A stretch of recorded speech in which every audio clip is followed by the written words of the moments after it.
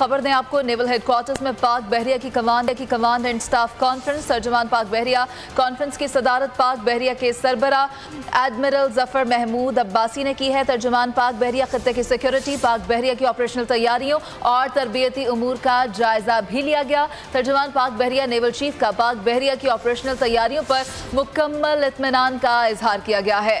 तर्जुमान पाक बहरिया किसी भी किस्म की जारहियत का मुंह तोड़ जवाब देने के लिए हमा वक्त तैयार है।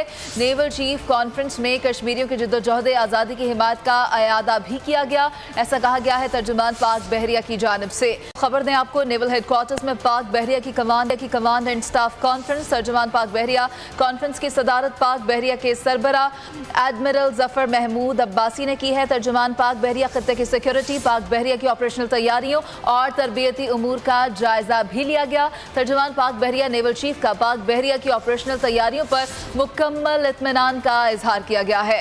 तर्जुमान पाक बहरिया किसी भी किस्म की जारहियत का मुंह तोड़ जवाब देने के लिए हमा वक्त तैयार है। नेवल चीफ कॉन्फ्रेंस में कश्मीरियों की जद्दोजहद आज़ादी की हिमायत का अयादा भी किया गया, ऐसा कहा गया है तर्जुमान पाक बहरिया की जानिब से।